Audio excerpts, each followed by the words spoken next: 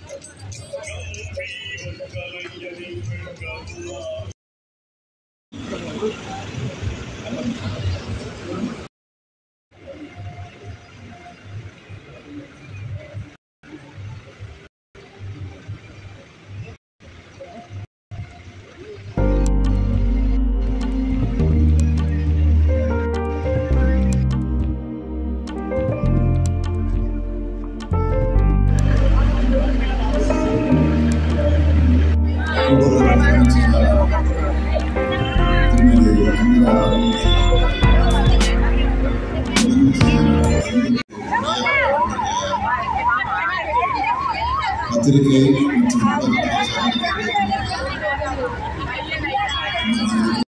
விழா மக்கள் கல்வியில் மருத்துவம் தான் நம்ம திராவிட அரசோட இரு கண்கள் என்று நான் அடிக்கடி சொன்னேன். அதற்கு இந்த 2 நாள் நிகழ்ச்சி மூலம் எடுத்துக்காட்டு 20,000 நான் என்ன சொன்னாலும் அதை தட்டாமல் தவறாமல் உடனடியாக நிறுத்தி காட்ட நம்முடைய புதுப்பிடிக்கிற அமைச்சர் மாண்புமிகு அமைச்சர் ஏன் அப்படிங்கிறதும் இந்த மருத்துவமனையை சிறப்பாக செயல்படுத்த மாண்புமிகு மக்கள் நல்வாழ்வுத்துறை அமைச்சர் மா சுப்பிரமணியனுக்கும் உங்களுடைய வாழ்த்துக்களையும் பாராட்டுகளையும் நான் தெரிவித்துள்ளேன். இதெல்லாம் சென்னை புறநகரத்தில் நடக்கக்கூடிய மக்களுக்கு பயன்படாது. பொதுவாக நான் அரசு நடப்பு நிகழ்ச்சியில் பங்கேற்றார். ஏன்னா ஒரு மனிதனுக்கு அடிப்படை தேவை என்பது இந்த உணவு உடை இருக்க வேண்டும். இதுல உணவு உடையோ எளிதாக கிடைச்சிடலாம். ஆனா இருக்க நிலம் எளிதாக கிடைச்சிடலாம். ஏன்னா நிலம்தான் அதிகாரம். அதனாலதான் வட்டாரங்களில் நான் எப்பவுமே தனி கவனம் செலுத்துறேன். அந்த வகையில இந்த நிகழ்ச்சியை பட்டாவகிற நிகழ்ச்சியில் சேர்க்கப்பட்டிருப்பது என்னுடைய ஒரு மகிழ்ச்சி. தமிழ்நாடு முழுக்க வருவாய்த்துறை மூலமா பட்டாவகிய மாண்புக்கு வருவாய்த்துறை மற்றும் பேரிடர் மேலாண்மை அமைச்சர் நம்முடைய அண்ணாச்சி அவர்களும் அவருக்கு துணை அவ்வளோதாங்க. அவரும் ப்ரோக்ராம் முடிச்சுட்டு கிளம்பிட்டாரு பாருங்க. இது ஃபுல்லாகவுமே சந்தைக்கு போகிற ரோடு தான். 2-3 வழி இருக்குது சந்தைக்கு போகிறதுக்கு. 2-3 வழியை க்ளோஸ் பண்ணி தான் நேற்று வச்சுருந்தாங்க. எதுக்காக இந்த வீடியோ போட்டேன் அப்படின்னு சொல்லிட்டு கேட்குறீங்களா? ஆமாங்க, நேற்று ஒரு வீடியோ போட்டிருந்தேன். வெள்ளிக்கிழமை பல்லாவர சந்தை இல்லை அப்படின்னு சொல்லிட்டு. எதுக்காக வெறிச்சோடி பேர் கிடக்கு அப்படின்னு சொல்லிட்டு வீடியோ போட்டதுக்கு முதல்வர் வருகையால் தான் இப்படின்னு சொல்லிட்டு நான் சொல்லியிருந்தேன் அந்த வீடியோவில்.